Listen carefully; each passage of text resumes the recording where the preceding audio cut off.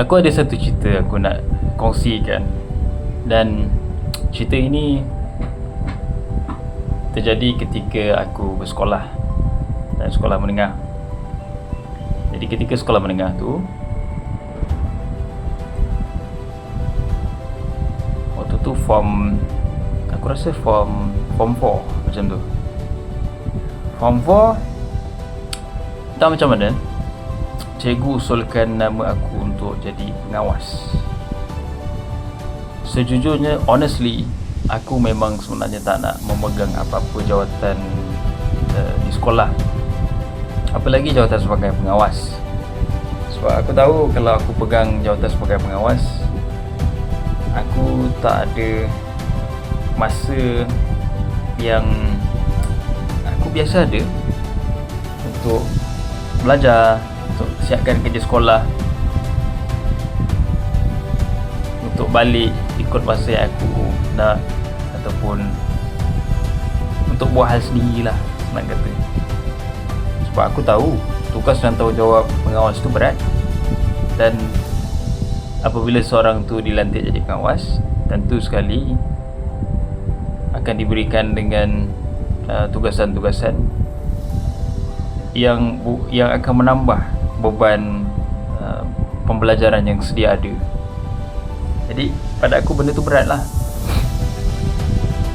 Kalau nak ditanya kepada aku ketika itu, sejujurnya aku memang tak nak jadi pengawas. Tapi macam yang aku belajar, setiap perkara yang berlaku dalam hidup aku ataupun hidup kita lah secara umum, ada hikmah dia. Perkara yang jadi lepas, itu yang menjadikan kita pada hari ini, betul tak? Kalau perkara tersebut berat, perkara tersebut susah, itu yang membuatkan kita kuat hari ini. Okey, kembali semula pada cerita tadi.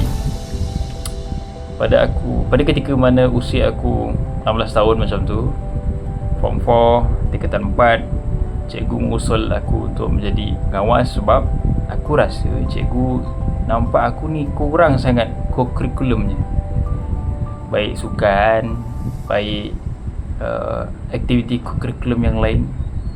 Okay, masuk peraduan ke pertandingan, perpasukan dan sebagainya, itu sangatlah kurang. Jadi sebabkan itu mungkin cikgu mengusulkan nama aku tu jadi pengawas. Jadi setidak-tidaknya aku ni ada aktiviti co-curriculum, aktiviti koko yang boleh dimasukkan sebagai salah satu pengalaman ketika di sekolah. Mungkin cikgu pun berpandangan jauh. Kalau aku sekadar bergantung kepada pencapaian akademik semata-mata dan tak ada langsung ke kurikulum, ataupun koko tu ada tapi sangat sikit dan tak cukup menyerlah, jadi susah sebenarnya kita nak mohon sambung belajar ataupun nak minta kerja dan sebagainya. Tak ada proof, tak ada bukti. Jadi dipendekkan cerita, aku jadi pengawas pada usia aku 16 tahun ketika Form 4 atau tingkatan 4. Now, aku jadi pengawas bermula tingkatan 4. Itu pun aku rasa bukanlah awal tahun. Aku rasa mungkin pada suku pertama, kedua, bulan 3 ataupun bulan 4 macam tu, baru aku jadi pengawas. Now, poin yang aku cuba bagi adalah aku hanya jadi pengawas pada tahun 2006, ya, ketika mana aku berumur 16 tahun. Tapi pada ketika umur aku 17 tahun, pada Form 5, cikgu, dan mungkin mesyuarat daripada cikgu lah, dia bersetuju untuk menaikkan pangkat aku sebagai penolong ketua pengawas. Jadi kau bayangkan, kau baru jadi pengawas tak sampai setahun, kemudian kau dapat rezeki naik pangkat menjadi penolong ketua pengawas pada tahun depannya, tak sampai setahun. Pada aku wow lah. aku memang tak menjangkakan perkara tu berlaku. Tapi bila sekarang ni, bila aku fikirkan balik insiden ataupun peristiwa dan pengalaman tu, aku fikir balik kenapa cikgu bersetuju untuk menaikkan pangkat aku sebagai penolong ketua pengawas.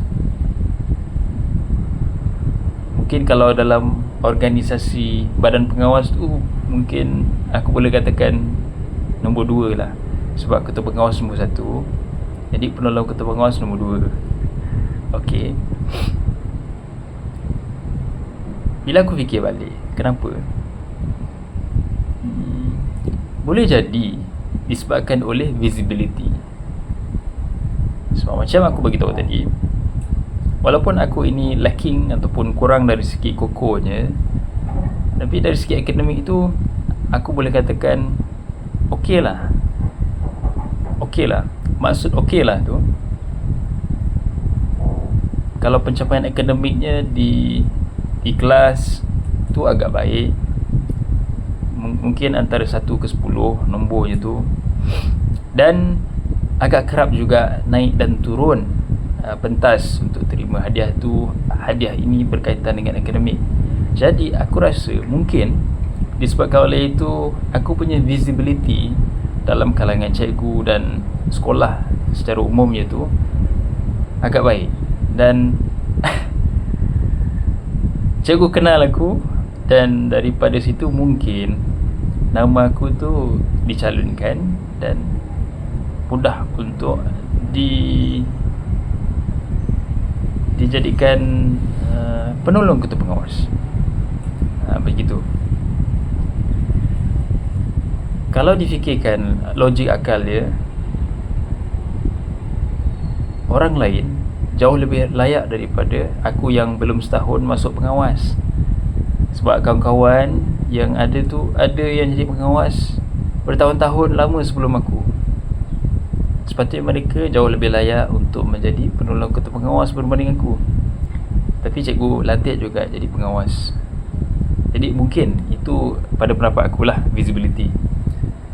Maksudnya nama aku, diri aku ni dalam kalangan cikgu dan sekolah, orang nampak. Dari situ orang pilih aku jadi penolong ketua pengawas. Jadi habislah part pertama sebagai penolong ketua pengawas. Bersangkut paut dengan poin aku yang pertama tadi, apa yang berlaku dalam hidup kita ni ada hikmah dia. Dia tak berlaku secara tak sengaja. Dia memang berlaku dengan sengaja untuk diri kita. Bila aku jadi penolong ketua pengawas,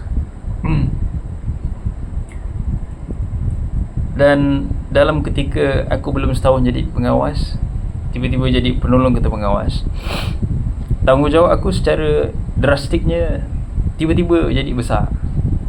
Jadi cikgu minta bantuan untuk buat tu, buat ini, mimpin tu, mimpin ni. Tapi nak dijadikan cerita dia, ketika tu aku boleh katakan, kalau aku diminta untuk bagi rating kepimpinan, daya kepimpinan aku ketika tu antara 1 sampai 10 yang kriteria pemimpin yang paling baik sekali, aku boleh katakan aku rate diri aku, kalau tak 3, boleh jadi 2. Macam tu. Itu rating aku boleh bagi kepada diri aku sendiri. Nak menggambarkan begitu tak ada daya kepimpinannya ketika tu. Sebab kita semua nak kena faham, kita nak jadi pemimpin bukan mudah tau. Sangatlah susah. Tapi ketika mana aku jadi penolong ketua pengawas tu, itu rating aku boleh bagi. Kalau tak 2, 3. Okay, 10 full mark, aku boleh bagi 2 ataupun 3 kepada daya kepimpinan aku. Jadi bila dengan tanggungjawab besar, dengan banyak perkara nak kena handle, dan kebanyakannya tak ada pengalaman, aku menghadapi bermacam-macam masalah, bermacam-macam isu, bermacam-macam masalah di dalam nak memikul tanggungjawab sebagai penolong ketua pengawas tu.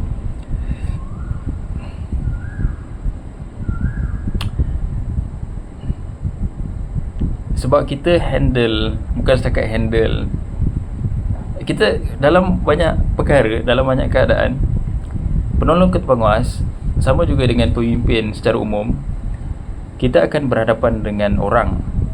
Kita akan memimpin orang, akan memimpin pasukan. Jadi kalau setiap orang tu unik, dia ada perangai dia masing-masing, berbeza antara satu dengan yang lain.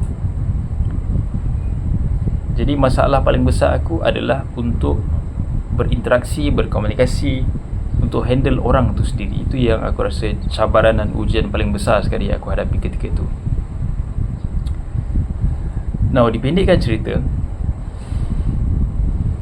dengan bermacam-macam masalah, mungkin ramai yang tak setuju dengan aku, dan aku pun tak ada interpersonal skill ataupun kemahiran insaniah yang bagus untuk handle orang ni. Jadi ramai yang mungkin tak puas hati, walaupun mereka tak suarakan, tapi aku tahu betapa kuku besinya aku ketika tu. Jadi dalam sesi ni, kalau siapa yang mungkin tengok video ni dan pernah berada pada zaman dan ketika tu, aku nak memohon ribuan ampunan maaf. Aku tak berniat untuk melakukan perkara tersebut, tapi disebabkan kekurangan diri kita waktu tu, tak ada daya kepimpinan, tak boleh nak jadi pemimpin yang bagus ketika itu.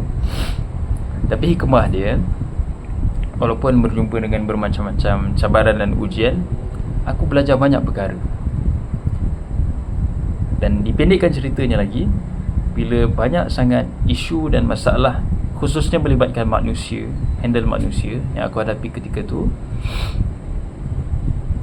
aku rasa bersyukur sangat sebab aku menerima tugas dan tanggungjawab itu waktu usia aku boleh dikatakan muda. Sebab kalau aku fikirkan balik, kalau aku tak ada pengalaman menerima tanggungjawab besar seperti itu, memimpin orang lain, memimpin pasukan ketika itu, boleh jadi aku akan memimpin jauh lebih buruk ketika ini, ketika aku sudah pun bekerja. Kalau kita bekerja, mungkin selain daripada memimpin diri sendiri, kita boleh jadi memimpin pasukan yang kecil, boleh jadi tim CSR, ataupun jadi team lead, ataupun menjadi manager ataupun bos. Itu pun tipikal pemimpin lah, ataupun tipikal manager, pengurus yang ada dalam hierarki ataupun structure mana-mana company lah secara umum. Jadi kalau aku fikirkan balik, aku sangat bersyukur aku menghadapi situasi dan kesusahan, kepayahan aku ketika itu, ketika sekolah menengah dan menggalas tugas sebagai penolong ketua pengawas. Aku berhadapan dengan bermacam-macam masalah dan ujian, tapi aku belajar banyak perkara ketika itu. Dan alhamdulillah, syukur sangat disebabkan pendedahan yang aku dapat tu pada usia aku yang muda. Aku banyak belajar sesuatu dan banyak pengajaran yang aku dapat. Aku syukur sangat bila mana usia aku meningkat dewasa, 20-an, 30-an sekarang ini, aku mengelakkan diri aku daripada repeat ataupun mengulang semula kesilapan yang pernah aku lakukan. Atau dalam perkataan lain dia, kesilapan tu aku sudah pun lakukan, dan aku dah tahu dah apa kesannya kalau kata aku lakukan. Jadi aku tak repeat ataupun aku tak ulang balik perkara yang sama sekarang. Kalau aku lakukan semula benda tu sekarang, akan memberikan impak yang pada aku jauh lebih besar daripada kalau aku lakukan dulu. Kalau dulu mungkin dalam skala sekolah, dalam skala yang lebih kecil. Tapi kalau aku lakukan perkara dan kesilapan yang sama, okay, Contoh kalau maksud aku tu kesilapan, contohnya kita tak menggunakan gaya bahasa yang baik dengan orang ketika berinteraksi, berkomunikasi dengan orang. Tidak ada perasaan empati, kita tak boleh nak menggambarkan perasaan orang lain. kita main bagi arahan tanpa fikirkan perasaan dan situasi mereka ketika itu, tidak melihat kekuatan dan kelemahan seseorang, benda-benda macam tu. Jadi kesilapan itu kalau aku repeat, kalau aku ulang balik ketika ini, kesannya memang sangat besar. Sebab sekarang ni pada skala kerja, pada skala masyarakat, skala yang lebih besar. Dan pada ketika ini sebenarnya, baik aku ataupun kepada korang yang mendengar, kalau usia kita 30-an, waktu tu orang nampak kita dah jauh lebih berpengalaman daripada umur kita belasan tahun. Jadi mereka mengharapkan kita buat keputusan yang jauh lebih baik daripada tak berfikir panjang, buat ikut dan membabi buta. Orang expect macam tu dekat kita. Tapi kalau kita masih melakukan, something wrong lah dengan kita, ataupun mungkin bukan rezeki kita untuk dapat pendedahan itu awal. Jadi kita lakukan ketika mana usia kita 30-an, 40-an. Jadi aku tak nak sentuh perkara kalau kata seorang itu terima pendedahan yang lewat. Aku cuma ingin bagi tahu yang apa yang berlaku dalam hidup kita ini ada sebab dia dan ada hikmah dia. Apa yang berlaku sebelum ini merupakan perkara-perkara yang menjadikan kita pada hari ini, mendewasakan kita. Jadi itu je yang aku nak share pada hari ini. Mungkin ada perkara lain ataupun cerita lain yang aku akan share pada video yang akan datang. Jadi korang tunggu je lah. Okay. Assalamualaikum. Bye bye.